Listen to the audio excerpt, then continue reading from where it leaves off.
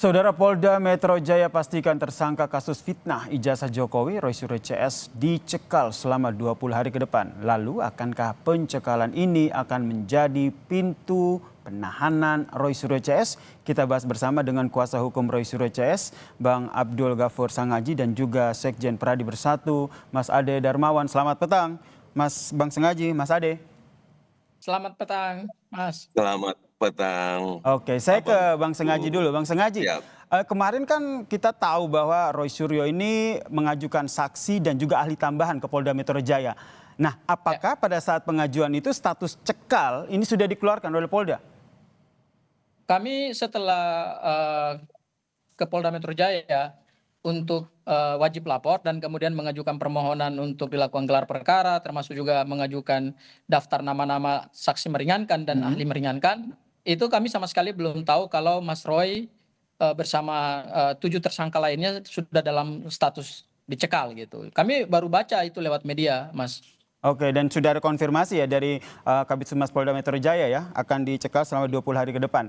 Kemudian kalau Iya, kita lihat... itu konfirmasinya lewat media ya, Mas ya. Oke, kemudian Bang Sengaji, pencekalan itu kan biasanya karena ada pertimbangan penyidik nih. Pertama, khawatir tersangka melarikan diri atau menghilangkan barang bukti. Nah, apakah klien Anda ini punya kecenderungan akan melakukan hal itu? Saya kira begini ya, pencekalan itu adalah suatu tindakan administratif keimigrasian. Itu yang harus dipahami dulu. Berdasarkan Undang-Undang Nomor 6 Tahun 2011 tentang keimigrasian. Jadi ini bukan suatu tindakan dalam konteks penegakan hukum pidana, enggak. Ini semata-mata adalah administratif keimigrasian untuk mencegah adanya warga negara yang dikhawatirkan melarikan diri dari wilayah hukum Indonesia ke luar negeri. Itu dulu yang harus dipahami, Mas. Jadi ini nggak ada hubungannya dengan dasar untuk melakukan penahanan, dasar untuk kemudian melaksanakan penahanan dalam waktu dekat. Itu nggak ada hubungannya di situ. Ini lebih kepada semata-mata melaksanakan administratif keimigrasian gitu. Oke, berarti Itu tidak hal ada yang kekhawatiran pertama, ya, Bang Sengaji, ya, tidak ada kekhawatiran kekhawatiran. tersangka melarikan diri atau menghilangkan barang bukti begitu. Kalau Mas Ade melihatnya sama atau bagaimana? Jadi ini kan persoalan ini kan memang kita lihat. Jadi kalau saya sih melihatnya ini memang ya sudah dekat lah ya. Kenapa saya bilang sudah dekat? Dekat kemana Karena nih, Bang gini, Ade? sudah dekatlah ini ada sesuatu yang mungkin akan terjadi kepada beberapa tersangka ini. Kenapa saya bilang begitu? Ya, karena pertama adalah pencekalan ini sudah dilakukan. Berarti ini ada hal-hal yang memang dibaca oleh Polda Metro buat dalam waktu singkat ini, mungkin setelah rampung semua setelah rampung semua pemeriksaan, baik itu saksi ahli yang meringankan, kemudian sudah diperiksa juga klaster pertama. Nah, ini kejutan-kejutan dari Polda Metro ini kadang-kadang memang membuat deg-deg sur nih ya kan. Artinya memang seperti itu ya. Kenapa saya perhatikan seperti itu, Mas? Karena gini, kalau ditahan sekarang itu waktunya kan 21 hari saja kan kepolisian itu berhak menahan. Sementara pemeriksaan itu belum rampung, itu yang pertama. Ya, kalau dia sampai ditahan sehingga 21 hari habis masa penahanan, maka sia-sia dilakukan penahanan karena dia kan bisa bebas demi hukum. Nah, justru itu saya lihat ini untuk membaca saja ya bahwa memang setiap saat, anytime ini kayaknya bisa saja dilakukan penahanan. Itu menurut pandangan saya ya. Jadi secara tidak langsung Mas Ade, Bang Ade pengen bilang kalau sudah dekat itu berarti setelah pencekalan berarti sudah dekat akan dilakukan penahanan terhadap Roy Suryo CS, begitu? Ya, bisa saja seperti itu, bisa saja karena anytime saat ini Roy Suryo CS ini memang setiap saat dia bisa saja dilakukan penahanan, tetapi tentu ada hitung-hitungannya kan penahanan itu. Penahanan itu tidak bisa dilakukan juga pada saat belum memeriksa saksi ahli, terus langsung dilakukan penahanan, nanti habis masa penahanannya di polisi. Itu persoalannya. Sehingga memang harus ada perhitungan-perhitungan khusus di mana masa pemanggilan, pemeriksaan. Karena gini, kalau belum rampung semua diperiksa terus dilakukan penahanan itu batal demi bebas demi hukum ya, karena dia tidak bisa ditahan lebih dari 21 hari masa penahanan kecuali berkasnya langsung dilimpahkan ke jaksa. Tapi kan tidak mungkin bisa berkas itu dilimpahkan ke kejaksaan kalau yang 4 yang disampaikan di konferensi pers kemarin bahwa bersedia mau memeriksa ahli-ahli mereka kan. Nah, itu hitungannya itu akan jauh. Terus yang 5 ini juga belum rampung berkasnya. Sehingga saya Mas rasa Ade, sia-sia Polda Metro untuk bisa dikatakan ini sebagai satu strategi dari Polda ya begitu. Bang Sengaji, menurut Anda? Mas Ade, sebentar. Ini Mas Ade tadi menjelaskan banyak hal yang sangat tidak relevan. Apa Pertama, itu? Mas Ade ketika bicara soal masa penahanan itu Mas Ade hitungannya aja udah salah. Berarti Mas Ade belum baca KUHP dengan benar gitu terkait dengan masa penahanan. Masa penahanan itu nggak 20 hari. Masa penahanan itu kan ada masa penahanan diperpanjang oleh jaksa penuntut umum, minta ke pengadilan. Jangan ngajarin saya 21 hari itu penahanan polisi, Mas. Itu bisa diperpanjang oleh kejaksaan. Iya, jadi Anda jangan pintar-pintaran, pintar sendiri. iya. Maksudnya saya mau luruskan Mas Ade. Mas Ade sebentar, kita kasih kesempatan ke Bang Sengaji dulu, Bang Ade oke? modalnya jangan teriak-teriak dong. Ini dinonton oleh rakyat nih. Ya, jangan modalnya teriak. Jadi yang saya mau luruskan begini. Pencekalan itu nggak ada hubungannya dengan masa penahanan, Bos. Ya, itu nggak ada, itu keliru itu. Pencekalan ini sebetulnya kami melihat tidak ada urgensinya. Kenapa tidak ada urgensinya?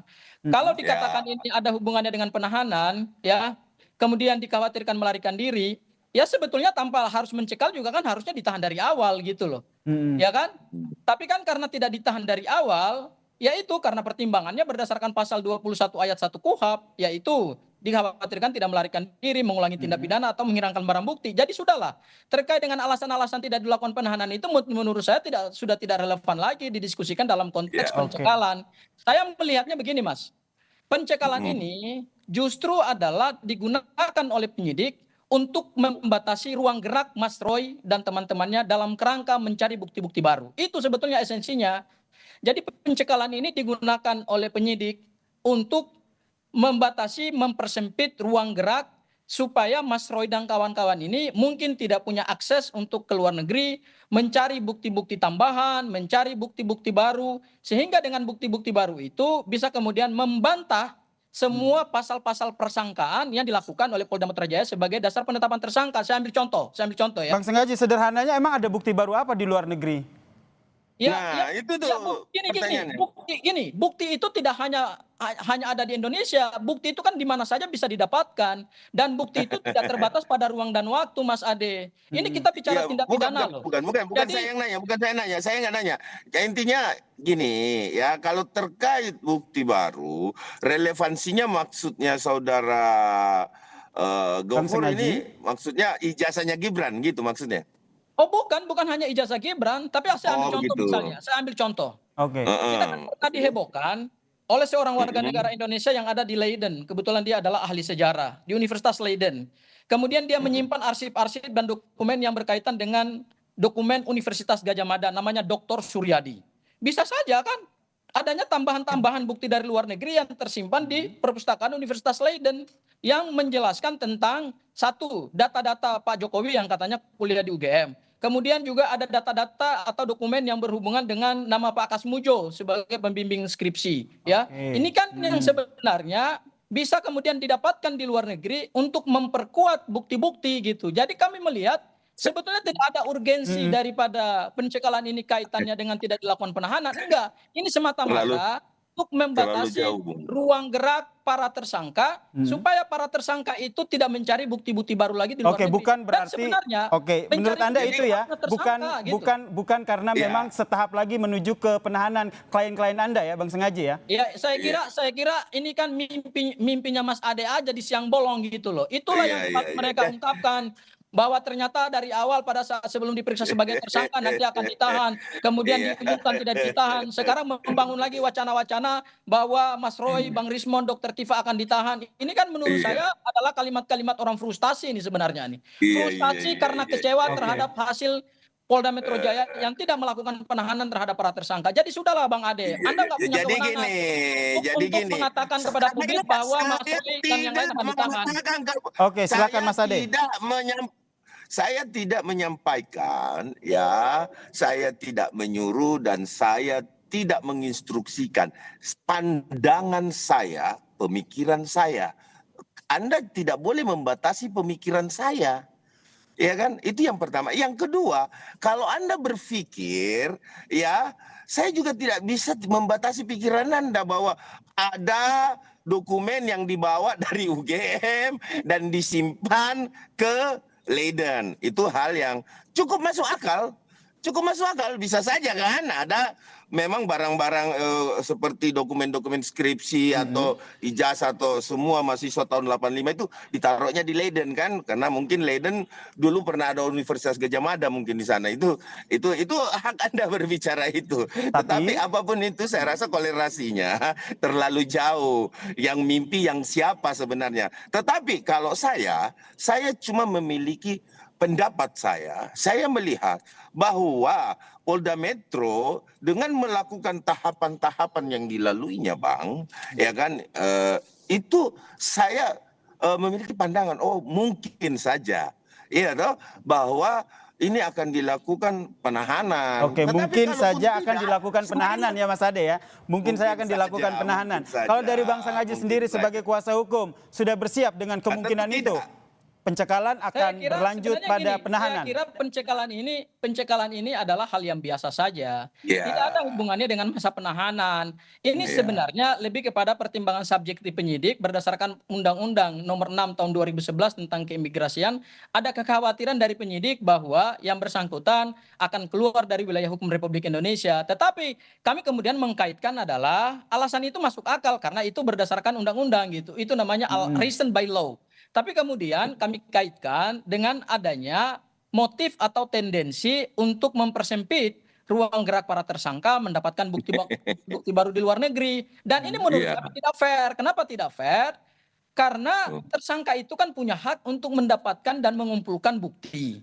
Bukti itu kan tidak terbatas pada ruang dan waktu, apalagi kita bicara dugaan tindak pidana. Ya kan, bukti itu kan bisa aja dia tersebar di mana saja. Tugas seorang tersangka kemudian dengan penasihat hukumnya adalah mengumpulkan bukti-bukti sebanyak-banyaknya, kemudian menghadirkan itu sebagai bukti tandingan dalam kerangka kita mencari kebenaran material yang berimbang gitu. Oke. Jadi bisa saja dengan ditemukannya bukti-bukti baru dari Universitas Leiden atau di tempat lain di luar wilayah Republik Indonesia, ini kemudian bisa memperkuat perlawanan terhadap pasal-pasal persangkaan oleh Polda Metro Jaya, kemudian membuat perkara ini menjadi terang benderang, sehingga nanti kemudian pasal-pasal persangkaan itu tidak terbukti. Jadi kami melihat lebih kepada motif untuk kemudian membatasi ruang gerak Roy Suryo ya untuk mencari bukti baru ya. Mas Ade terakhir. Ya, terakhir bahwa saya sampaikan ya tidak hanya di Leiden mungkin itu data-data itu dibawa, mungkin ada di Amerika Serikat kan di Harvard University mungkin. Maaf sambil bercanda ini Bang. Intinya gini, apapun itu haknya Bang ini intinya saya masih memiliki harapan besar. Ya, saya tetap konsisten. Harapan kami ya ini bisa saja dilakukan penahanan Bang. Bisa saja. Ini saya bukan nakut-nakutin nih Bang ya, tetapi kayaknya nih gelagatnya nih sampai ke situ loh Bang. Tapi ya itu terserah Polda Metro kan, kita nggak bisa intervensi dong, itu hanya Polda Metro gitu loh. Ya kan, monggo silakan gitu. Apapun yang terjadi kita siap. Yang jelas masalah penahanan atau tidak ini kita nantikan di bagaimana langkah yang diambil oleh Polda Metro Jaya ya mengurus kasus ini ya. Ya. Sepakat ya soal itu ya. Oke, terima kasih Bang Sangaji, terima kasih Mas Ade Darmawan telah bergabung bersama kami di Kompas Petang. Salam sehat semuanya. Thank you ya Bang Ade ya.